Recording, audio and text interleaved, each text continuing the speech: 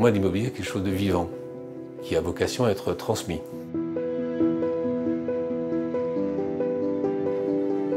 Le métier de promoteur-rénovateur consiste en un diagnostic d'un bien immobilier afin d'évaluer sa capacité à être rénové de façon qualitative.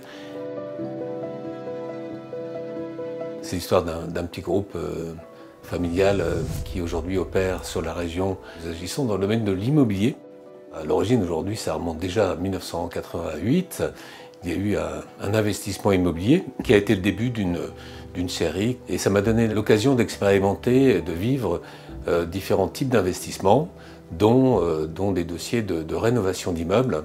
On essaye à chaque fois d'optimiser, c'est un terme vraiment important, optimiser à tout niveau, les surfaces, les matériaux, les coûts, densifier également le foncier lorsqu'on a la chance de pouvoir le faire, voire aménager des combles, les transformer en appartements. Donc il faut être conscient dans le bâtiment ancien que ces sujets ont vocation à durer plus longtemps qu'une vie humaine.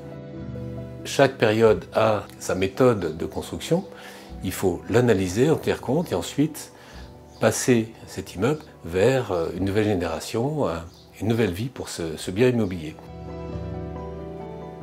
Les valeurs de l'entreprise, pour moi, étaient faciles à intégrer puisqu'il s'agit d'une activité familiale.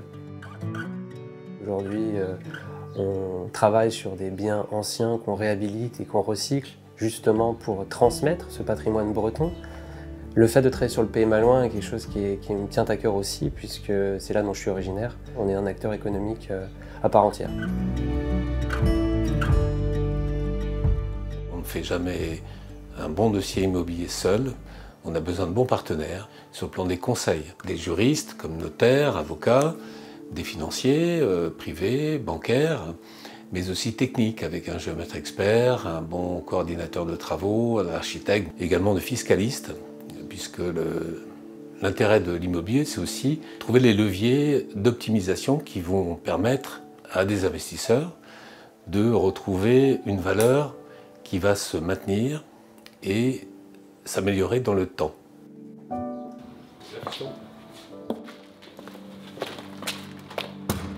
Allez, on va aller vite compter.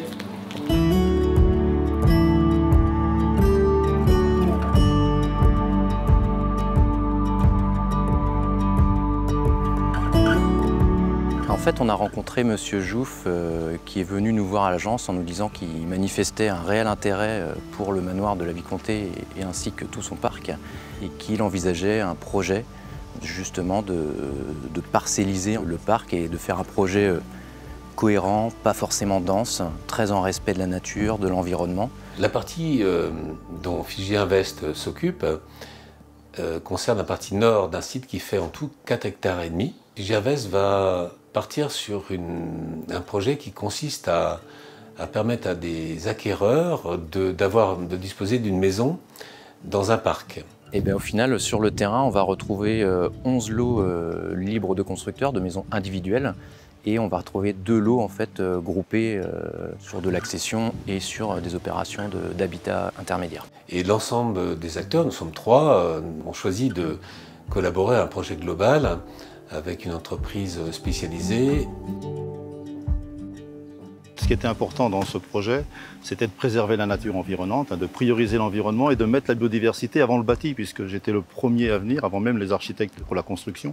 Donc on a vraiment réfléchi à tout ce qui était existant. On a commencé par faire un inventaire patrimonial de tous les arbres existants, on les a tous relevés. On a pris un expert arboricole pour faire le diagnostic phytosanitaire des arbres. Et ensuite, on a mis en place un diagnostic de performance environnementale. C'est-à-dire qu'on a mesuré tout l'écosystème. On a analysé la trame verte, la trame bleue, la trame brune, la trame noire et la trame R.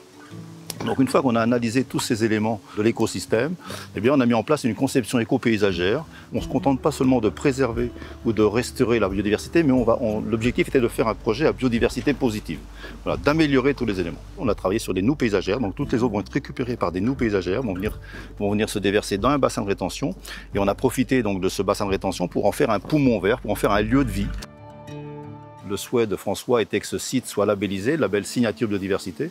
Et nous, on ne peut labelliser le site qu'à partir du moment où on améliore la biodiversité. faut savoir qu'on est sur un site, on est 16e siècle, on est sur quelque chose de très très atypique, néo-gothique. Comment est-ce qu'on vient nous se raccrocher à ça, quoi? Quand on attaque un projet comme ça, ce qui est hyper intéressant, c'est d'aller fouiller dans l'histoire du lieu. Forcément, les maisons, on va essayer de leur trouver une architecture un peu originale, quoi. On peut être typé sur des écuries, on peut être typé sur des serres, on peut être typé sur des pigeonniers. L'idée, c'est pas d'avoir un catalogue de maisons individuelles juxtaposées les unes à côté des autres, c'est de raconter une histoire qui soit en lien avec la pièce maîtresse du parc, qui est quand même le manoir, quoi. Les préconisations de l'architecte bâtiment de France vont être en lien avec l'histoire qu'on veut raconter. Évidemment, on va partir sur des matériaux pérennes dans le temps. On va avoir de la pierre maçonnée. Forcément, on va avoir des enduits qui vont être talochés. On va avoir des bois comme du châtaignier qui vont être brossés avec des notions de détail qui sont bien entendu très très attendues par l'ABF et donc être accompagné aussi avec des entreprises forcément qui savent faire, quoi. Ma réaction lorsque mon père m'a emmené sur le projet de la Vicomté a été une certaine fierté, je pense, en premier lieu, puisqu'on parle d'un projet assez exceptionnel, d'envergure, ambitieux, qui dénote du cœur de métier de Fiji Invest, qui auparavant s'attaquait essentiellement à de la réhabilitation, à de la rénovation d'anciens. Aujourd'hui, on parle de promotion pour des maisons dans un contexte particulier, puisqu'il s'agit d'un bord de Rance autour d'un manoir. Donc vraiment un projet de qualité sur lequel Fiji Invest est très fier de travailler. L'avenir d'une société comme Fiji Invest, je le vois de façon assez rayonnante. Je me rends compte qu'il faut beaucoup d'années d'expérience pour pouvoir mettre en œuvre tout ce qu'il faut pour réussir un projet.